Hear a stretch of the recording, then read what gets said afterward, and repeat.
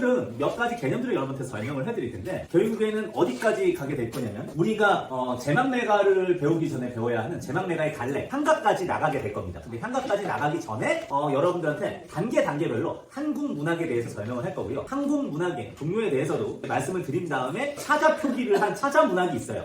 네, 그걸 얘기한 다음에 향가로 넘어가게 됩니다. 그래서 이 테크트리별로 아주 좀 간략하면서도 확실하게 설명을 해드릴 테니까 잘 따라와 주시길 부탁을 드리도록 할게요. 자, 여러분들한테 일단 한국 문학에 대해서 여러분한테 이야기를 해드릴까 합니다. 네. 한국 문학이란 건 무엇이냐라고 얘기를 할 때 당연히 한국과 관련되어 있는 내용이 있으니까 우리가 한국 문학이라고 하겠죠. 그런데 이거를 요 기준대로 여러분들이 생각을 하시면 되겠습니다. 첫 번째, 누가 문학 작품을 만들었느냐. 두 번째, 자, 내용이 어떻게 되느냐.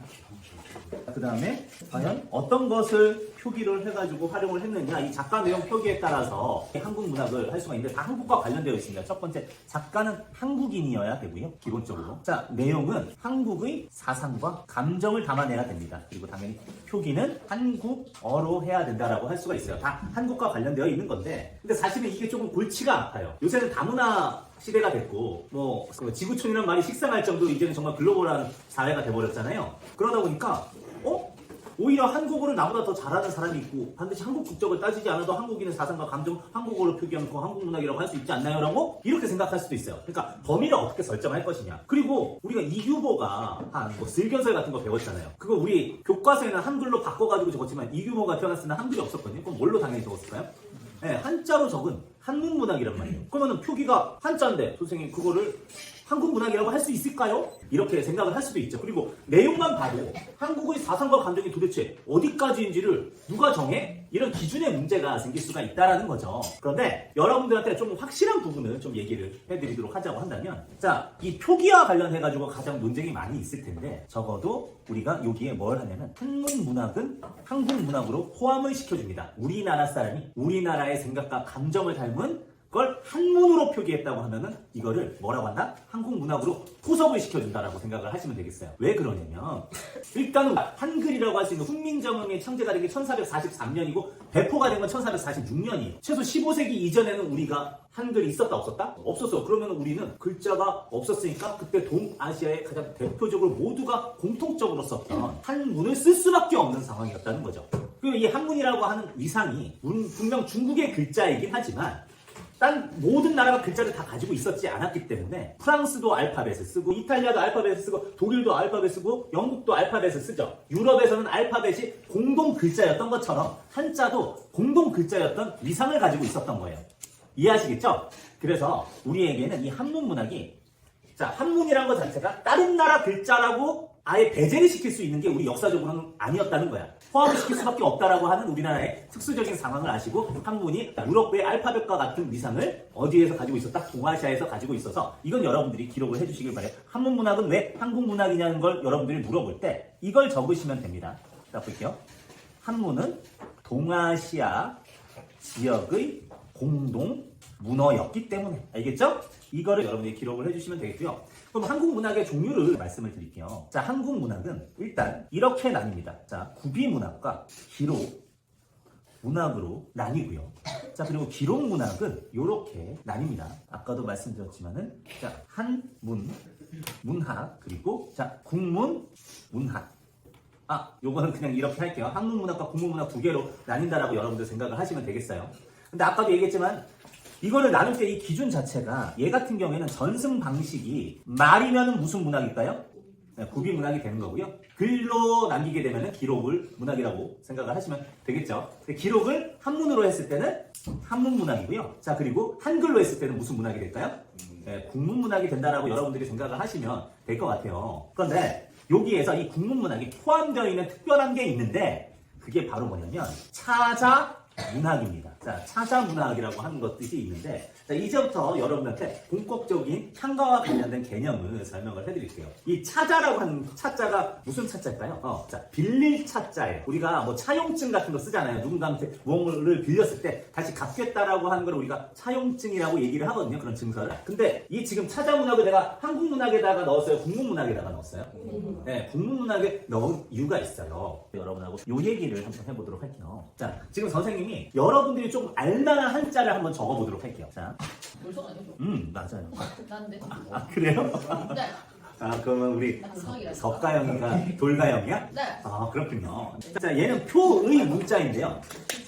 자, 미안한데 이거 지금 들으면 굉장히 쉽게 이해할 수 있는데 지금 안 들으면 영원히 이해 못한다. 알았지? 장시. 자, 빨리 집중해가지고 같이 보도록 할게요. 자, 기본적으로 한자는 표의 문자예요. 그래서 소리에 해당하는 음이 있고요. 뜻에 해당하는 훈이 있는데 훈과 음이 같이 공존해서 함께 외워야 하는 문자입니다. 그래서 좀 더 어려운데요. 여러분들하고 하나씩 해볼게요. 이게 바로 위에는 선생님 뜻을 적을게요. 밑에는 소리를 적도록 하겠습니다. 돌, 서. 이거는 새, 을. 자, 이거는 던질, 투. 그리고 마늘, 다예요. 나는 중국어를 지금 안 배워가지고 선생님 독일어를 배웠었거든요. 그러다 보니까 그렇다고 텐타, 이비리베디히 이런 거 배우고 했는데 근데 사실은 잘 몰라요. 제 외국어 굉장히 옛날에 배웠기 때문에 모르지만 여러분들 이거 혹시 중국어로 발음할 수 있는 친구 있어요? 없어요? 중국어 여러분 안 배웠어요? 중학교 때 배웠는데. 중학교 때 배웠구나. 근데 여기 보면 저는 이거 그냥 중국식으로 어떻게 할지 모르니까 그냥 여기에 나와 있는 이거를 소리, 음이라고 하고요. 자, 여기를 뜻, 훈이라고 해가지고요. 요 부분을 선생님이 한번 읽어볼게요. 자, 봅니다. 적을 투다 라고 이렇게 얘기를 했다고 쳐봅시다. 근데 이거를 한번 해석을 해보자. 돌로 되어 있는 새가 있는데 던져버렸어. 아마 돌 조각상 같은 새겠죠? 그걸 던졌는데 던지니까 산산조각돼서 많아진 거야? 그럼 이거는 내 멋대로 지금 해석을 해버린 거지만 이거를 중국 사람한테 가가지고 이걸 보여줘도 제가 방금 전에 해석한 대로 하지 않아요. 왠 줄 알아요? 어순이 다르기 때문이에요. 왜냐면 중국어는 서술어가 먼저 와요. 던질 투 그리고 돌석해서 투석이라고 보통 이렇게 얘기를 해야 된단 말이에요. 근데 이거는 지금 선생님이 서술어를 뒷부분에다가 배치를 했어요. 이제 형광펜이 등장이 돼서 나올 건데 자, 여러분들 보도록 하겠습니다. 제가 지금 노래를 부를게요. 퐁당 퐁당 돌을 던질다 누나 몰래 돌을 던질다. 자, 어때요? 지금 여러분한테 보여드린 거는 한자어를 빌려오긴 했어요. 한자를 빌린 거예요. 빌렸지만 사실은 중국어를 표기하려고 한 걸까요? 우리말을 표기하려고 한 걸까요? 지금 우리말을 표기를 하려고 한 거야. 그렇기 때문에 중국 사람도 이거 내가 적은 거를 내가 원래 전달하는 의미 그대로로 이해를 못한다는 얘기예요. 알겠죠? 이거는 한자로 적었지만 정작 이걸 이해할 수 있는 사람은 누구밖에 없을까? 한국인밖에 없다라는 겁니다. 자, 그런데 이게 여러분들 이해가 안 된다면 선생님이 다른 걸로 좀 설명을 해드리도록 할게요. 자, 이거 읽어볼게요. 나는 바보입니다. 이렇게 한 건데 여러분들 이거 로마자 표기에 맞춰가지고 최대한 외국 사람도 알파벳을 보면서 발음할 수 있도록 한 로마자 표기로 적었기 때문에 외국 사람한테 이걸 제시를 하면 외국 사람이 이걸 읽을 수는 있을까요? 없을까요? 읽을 수 있어요. 실제로도 그 맨체스터 유나이티드에 굉장히 유명한 레프트 윙백인 에브라가 있어요. 파트리스 에브라라는 사람인데 박지성의 친구인데 박지성이 그 사람한테 이걸 시켜가지고 그분이 국민 바보가 됐어요. 왜 그러냐면 안녕하세요 인사를 가르쳐 달라고 해. 그래서 안녕하세요는 우리나라 말로 나는 바보입니다 라고 얘기를 해줬단 말이야. 그래가지고 조금 복잡한 것 같지만 난 천재니까 할 수 있어. 나는 바보입니다. 너무 쉽네. 나는 바보입니다. 이렇게 얘기를 했었거든요. 실제로 그런 다큐가 남아있는데 그래서 오늘날까지도 그거 찍은 게 거의 20년 가까이 됐는데 국민 바보로 등극을 했어요. 이 에브라가. 근데 이 사람이 그 말의 뜻을 알고 말했을까? 아니요. 근데 우리는 알죠. 이거는 알파벳, 즉 유럽인들이 잘 쓰는 글자로 썼음에도 불구하고 이거는 어느 나라 말 어순으로 따라서 적은 거다? 한국 어순으로 따라서 적었기 때문에 이런 걸 우리가 뭐라고 하냐면 차자표기라고 합니다.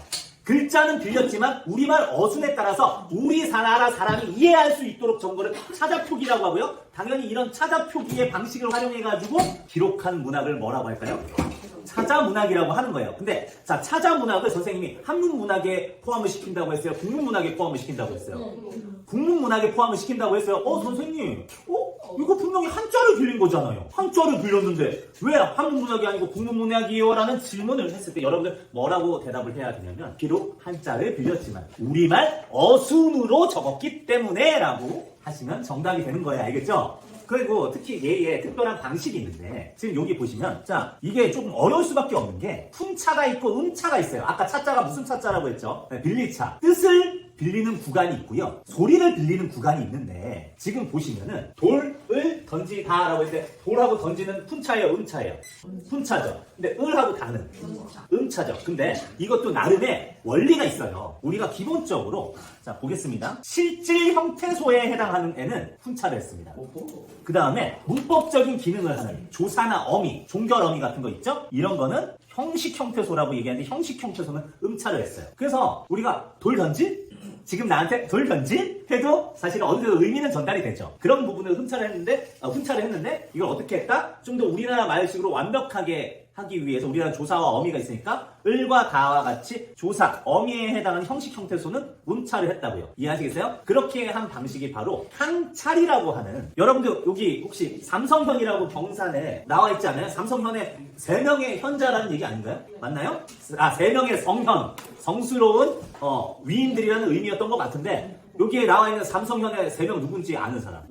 원효대사. 설총 맞아.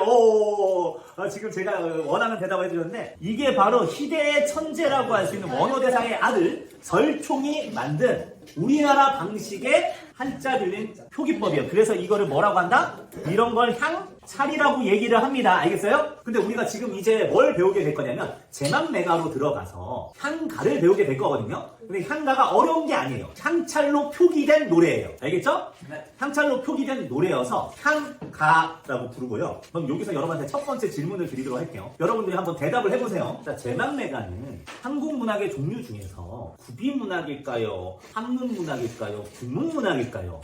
자, 한문.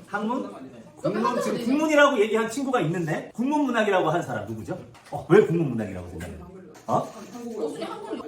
향차로 썼다. 그래, 봐봐. 지금 완벽하게 얘기를 해줬어요. 자, 봅니다. 이게 사실은 한자로 쓰여진 것 같아도 중국 사람이 이걸 읽어낼 수 없어요. 왜 그러냐면 중국어 어순으로 쓴 게 아닙니다. 아까 말했다시피 이 제망매가는 향가고요. 향가는 향찰로 쓰여진 노래예요. 근데 향찰은 우리나라 말 어순대로 한자를 빌려 쓴 차자표기고요. 차자문학은 뭐라고 했죠?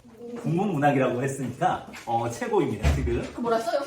그러면 선생님이 완벽한 대답을 해줄게요. 자, 제망매가는 향찰로 쓰여진 노래, 즉 향가인데 향찰은 한자를 빌려서 우리말 어순으로 쓰는 차자표기이다. 따라서 너무 빨라? 네. 너무 빨라. 원모타임. 오케이. 그럼 천천히 얘기를 해줄게요. 향가는 향찰로 네. 쓰여진 노래를 의미해요. 네. 다른. 향찰로 쓰여진 노래를 의미하는데, 자, 제망매가는 향가입니다. 야, 왜 천천히 해달라며? 어느 장단에 맞추란 말이야? 알겠어. 향찰, 한자를 우리말 어순으로 빌려서 표기한 차자표기. 따라서 이걸 연결해주면 3단 논법으로 할 수 있을 거 아니야. 제망매가는 향찰로 쓰여진 노래 향가이다. 근데 향찰은 뭐다? 한자를 우리말 어순으로 빌려 쓴 차자표기이다. 따라서 한자로 사용했지만 우리말 어순으로 사용해서 표기한 이 제망매가는 국문문학이다. 이해하시겠죠?